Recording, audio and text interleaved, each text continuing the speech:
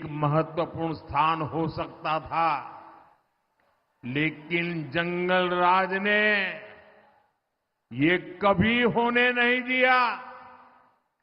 जहां कानून का राज न हो, जहां माओवादी आतंक बढ़ रहा हो, क्या वहां पर कभी कोई टूरिज्म जाएगा क्या? जाएगा क्या? जरा बताइए ना, जाएगा क्या? नहीं जाएगा ना। नीतीश जी ने आपके इस क्षेत्र को उस भयानक स्थिति से बाहर निकाला है। मुझे खुशी है कि अब धीरे धीरे यहां पर्यटकों की संख्या बढ़ने लगी है। जिस करकटगढ़ वाटरफॉल, उस वाटरफॉल के आसपास माओवादी आतंक का खौफ होता था, आज वहां पर्यटकों की रौनक रहती है। यहां जो हमारे धाम है, वहां तीर्थयात्रियों की संख्या लगातार बढ़ रही है। जागृत देवता हर्षु ब्रह्म के दर्शन करने लोग आते हैं। आज यहां नक्सलवाद, माओवादी आतंक दम तोड़ रहा है। साथियों, यहां उद्योगों और पर्यटन की जो संभावनाएं बनी है, इसका हमें और तेजी से विस्तार करना है। देश विदेश से लोग यहां बिहार में पूंजी लगाने के लिए तैयार है। बस उन्हें लालटेन, पंजे और लाल झंडे की तस्वीर भी नहीं दिखनी चाहिए। अगर दिख गई तो दरवाजे से ही लौट जाएंगे। इसलिए हमें संकल्प लेना है, हमें बिहार को जंगल राज से दूर रखना है। साथियों, बिहार के इस चुनाव में एक बहुत ही खास बात हुई है। इस चुनाव ने कांग्रेस आरजेडी के बीच लड़ाई को सबके सामने ला दिया। कांग्रेस आरजेडी की ये जो दीवार है ना, ये टूट चुकी है। और कांग्रेस आरजेडी की टूटी दीवार पर ये लोग चाहे जितना पलस्तर कर लें, अब दोनों पार्टियों के बीच खाई गहरी होती जा रही है। पलस्तर से काम चलने वाला नहीं है। आप देखिए, इस क्षेत्र में भी कांग्रेस के नामदार ने रैलियां की, लेकिन पटना के नामदार का नाम नहीं लिया। कितनी छुआछूत है देखिए, वो पटना के नामदार का नाम लेने को तैयार नहीं। कांग्रेस के नामदार दुनिया जहां की कहानियां कहते रहते हैं, लेकिन आरजेडी के घोषणा पत्र पर कोई सवाल पूछे कि आरजेडी ने बड़े बड़े वादे किए, क्या कहना है, तो कांग्रेस के नामदार के मुंह पर ताला लग जाता है। ये कांग्रेस के नामदार अपने घोषणा पत्र की झूठी तारीफ तक नहीं कर पा रहे हैं। एक दूसरे को गिराने में जुटे ये लोग बिहार के विकास को कभी गति नहीं दे सकते। साथियों, ये लोग अपने परिवार के अलावा किसी को भी नहीं मानते। कांग्रेस ने बाबा साहब आंबेडकर की राजनीति खत्म की, क्योंकि बाबा साहब आंबेडकर का कद ये दिल्ली में बैठे शाही परिवार से ऊंचा था। इन्होंने बाबू जगजीवन राम जी को भी सहन नहीं किया। सीताराम केसरी, उनके साथ भी ऐसा ही किया।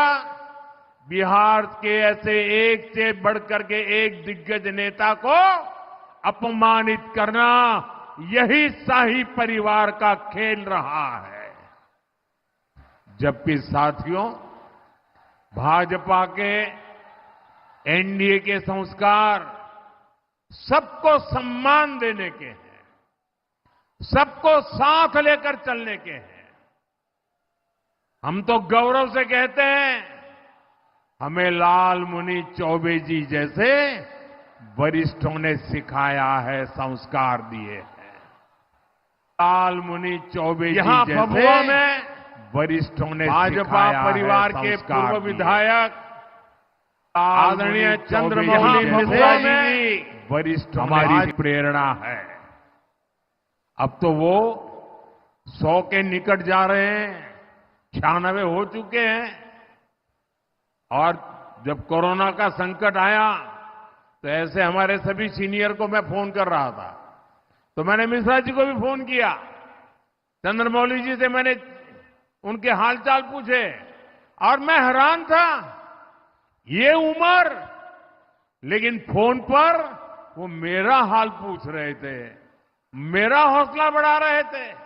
ये इस धरती में आदरणीय चंद्रमौली मिश्रा जी जैसे व्यक्तियों से सीखते हुए हम भाजपा के कार्यकर्ता आगे बढ़े हैं।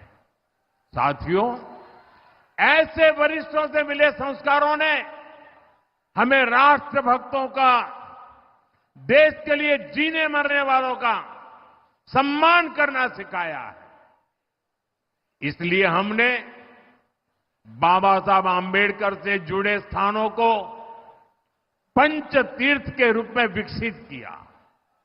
और मैं तो काशी का सांसद हूं, मेरे लिए बड़े गर्व की बात है कि बनारस संत रविदास जी की जन्मभूमि है।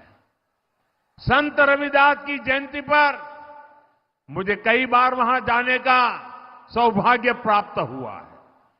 10-11 साल पहले वहां क्या स्थिति थी और आज वहां कितनी सुविधाएं श्रद्धालुओं के लिए बनी है, इसकी चर्चा सिर्फ बनारस में नहीं, बनारस के बाहर भी सभी समाजों में होती है। साथियों, बनारस ही नहीं, भाजपा सरकार मध्य प्रदेश के सागर में भी संत रविदास का भव्य मंदिर और स्मारक बना रही है। हाल ही में मुझे कर्पूरी ग्राम जाने का अवसर मिला था।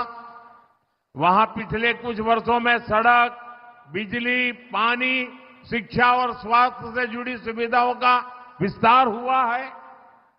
कर्पूरी ग्राम रेलवे स्टेशन को आधुनिक बनाया जा रहा है। साथियों, ये हमारी ही सरकार है जो देश भर में आदिवासी स्वतंत्रता सेनानियों के स्मारक बना रही है। भगवान बिरसा मुंडा के जन्म दिवस को हमने जनजातीय गौरव दिवस घोषित किया है। 1857 के क्रांतिवीर वीर कुंवर सिंह जी की विरासत से भावी पीढ़ी प्रेरित हो, इसके लिए हर वर्ष व्यापक तौर पर विजय दिवस का आयोजन किया जा रहा है। साथियों, कैमूर को धान का कटोरा कहा जाता है।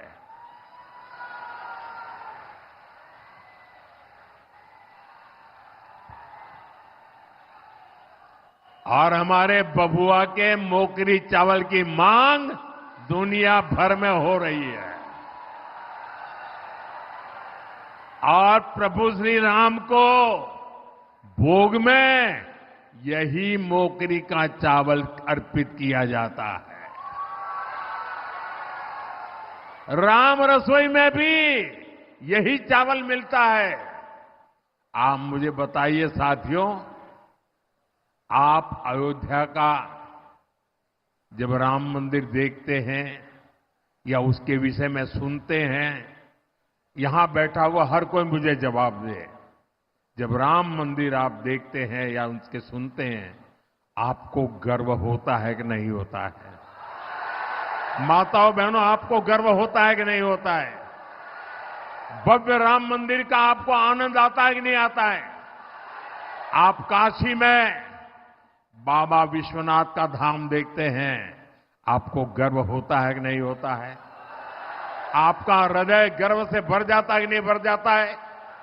आपका माथा ऊंचा होता है कि नहीं होता है? आपको तो गर्व होता है, हर हिंदुस्तानी को गर्व होता है, लेकिन कांग्रेस आरजेडी के नेताओं को नहीं होता है। ये लोग दुनिया भर में घूमते फिरते हैं, लेकिन अयोध्या नहीं जाते। राम जी में इनकी आस्था नहीं है और राम जी के खिलाफ अनाप शनाप बोल चुके हैं। उनको लगता है कि अगर अयोध्या जाएंगे, प्रभु राम के दर्शन करेंगे, तो उनके वोट ही चले जाएंगे, डरते हैं। उनकी कोई आस्था नाम की चीज ही नहीं है। लेकिन जरा मैं इन लोगों से पूछना चाहता हूं, ठीक है भाई, चलो, भगवान राम से आपको जरा भय लगता होगा, लेकिन राम मंदिर परिसर में ही आप में से तो लोग गए होंगे।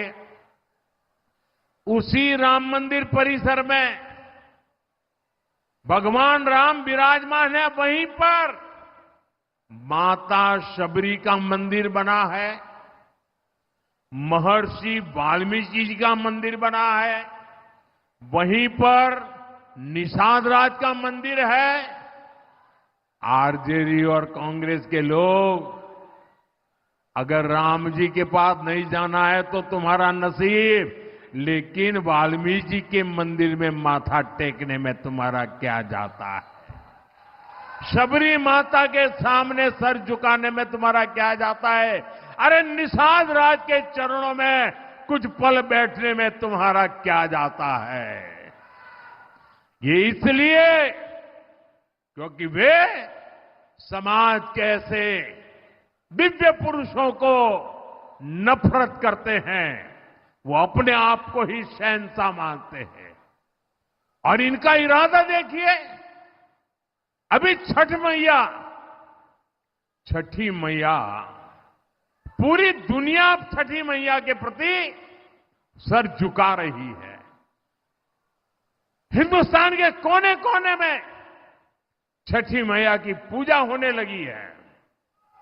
और मेरे बिहार में तो ये मेरी माताएं बहनें 3-3 दिन तक इतना कठिन व्रत करती हैं और आखिर में तो पानी तक छोड़ देती है।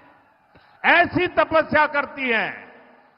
ऐसा महत्वपूर्ण हमारा त्योहार छठी मैया की पूजा, ये कांग्रेस के नामदार छठी मैया की इस पूजा को, छठी मैया की इस साधना को, छठी मैया की इस तपस्या को वे ड्रामा कहते हैं, ड्रामा, नौटंकी कहते हैं।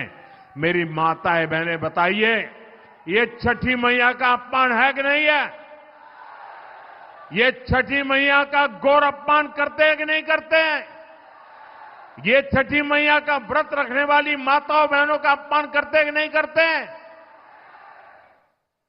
अब मुझे बताइए, जो हमारी छठी मैया का अपमान करे उसको सजा मिलनी चाहिए कि नहीं मिलनी चाहिए? पूरी ताकत से बताएं, उनको सजा मिलनी चाहिए कि नहीं मिलनी चाहिए? अब मैं आपसे आग्रह करता हूं, अभी आपके पास मौका है उनको सजा करने का। 11 नवंबर को आपके एक वोट से उनको सजा मिल सकती है। सजा दोगे? सब लोग सजा दोगे?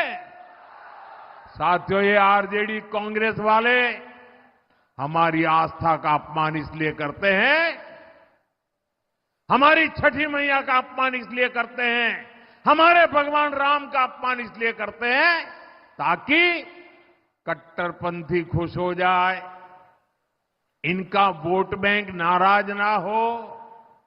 साथियों, ये जंगल राज वाले तुष्टीकरण की राजनीति में एक कदम और आगे बढ़ गए हैं।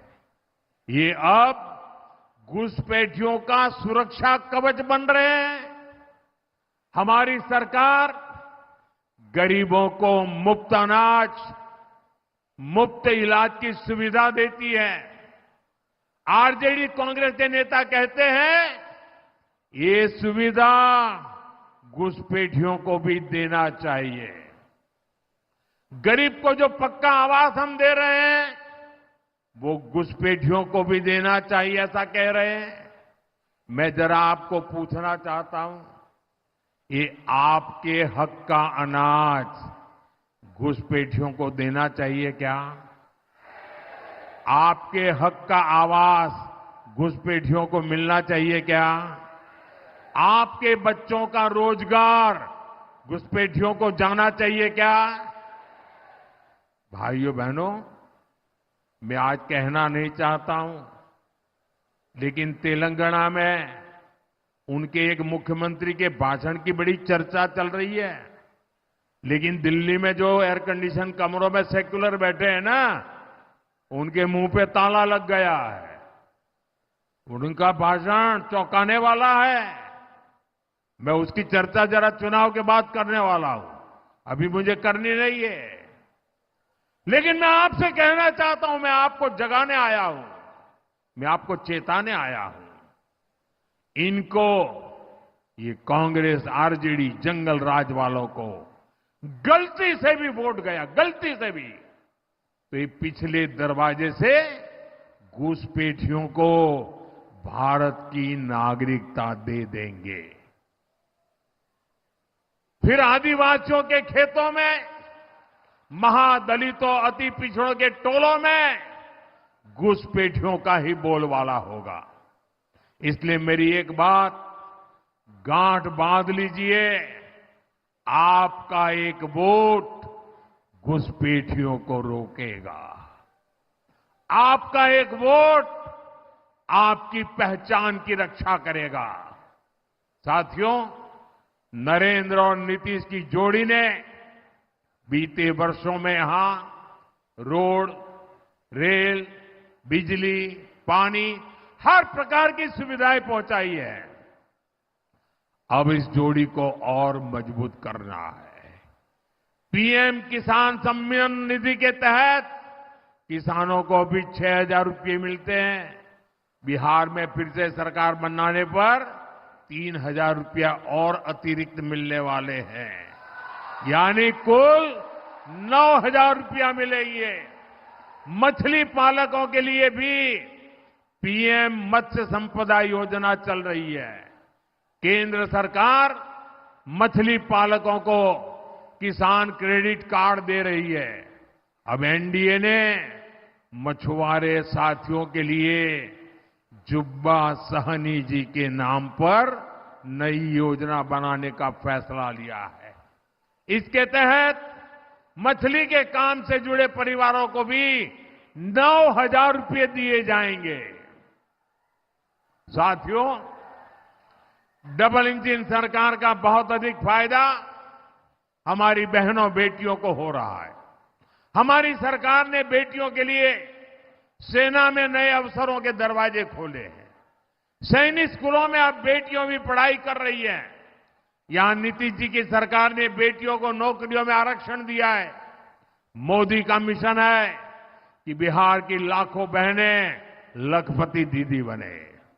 नीतीश जी की सरकार ने भी जीविका दीदियों के रूप में बहनों को और सशक्त किया है।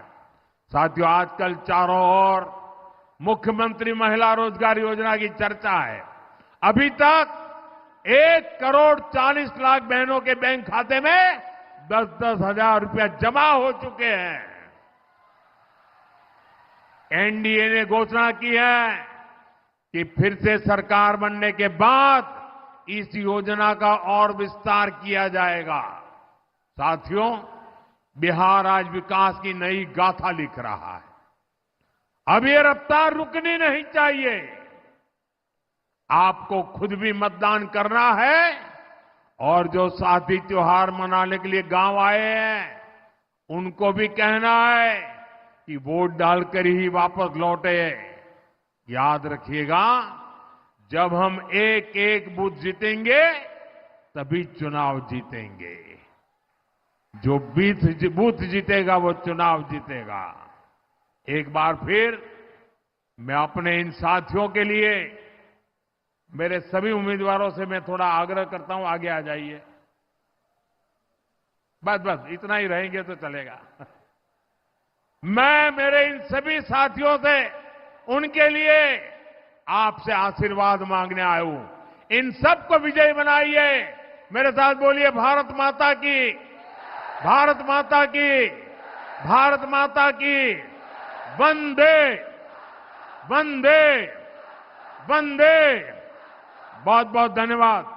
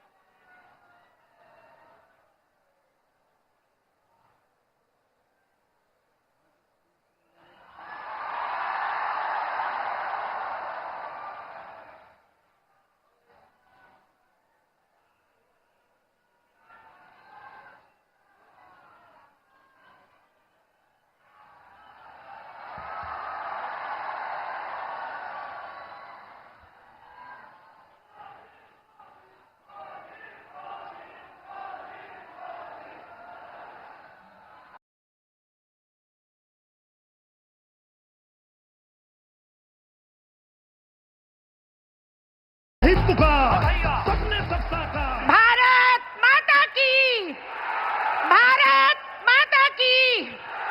मोदी मोदी मोदी मोदी मोदी मोदी।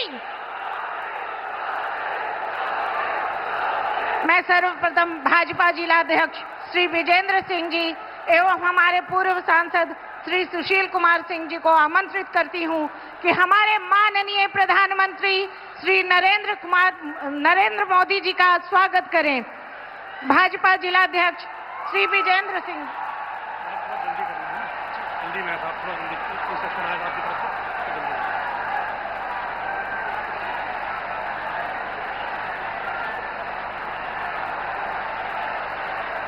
के लिए बता देना, आपके पहले वाली जल्दी खत्म करें क्योंकि हेलीकॉप्टर का टिकट का प्रॉब्लम है, आपने बताया।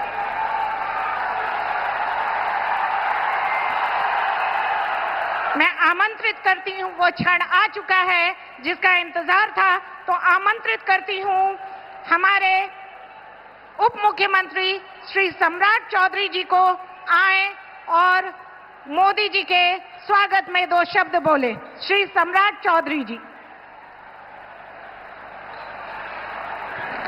बोलिए भारत माता की जय। जय श्री राम।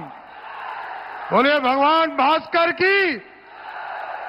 आज मैं औरंगाबाद की इस पावन धरती पर औरंगाबाद के लोगों से आग्रह करूंगा, निवेदन करूंगा, एक बार जोरदार ताली बजाकर देश के यशस्वी प्रधानमंत्री जी का औरंगाबाद की धरती पर स्वागत करने का काम कीजिए। साथियों, इस मंच पर उपस्थित हमारे प्रधानमंत्री नरेंद्र मोदी जी, सम्मानित मंच और साथियों, आज इस चुनावी सभा में मैं आपके बीच में आया हूं और आदरणीय प्रधानमंत्री जी अपनी बातों को रखेंगे, लेकिन मैं 2 ही चीजें आपके बीच में रखना चाहता हूं। एक, लोगों में कंफ्यूजन फैलाने का काम बिहार में किया जा रहा है।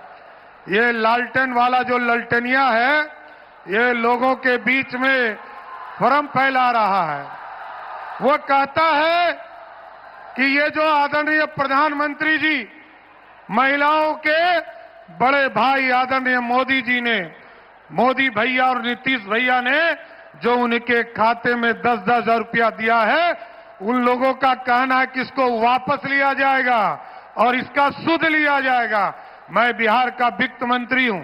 आदरणीय मोदी जी और नीतीश जी ने बिहार का वित्त संभालने का काम दिया है। मैं आपको गारंटी देता हूं, एक भी पैसा कोई मायका लाल वापस नहीं ले सकता है। साथियों, एकदम स्पष्ट रहिए।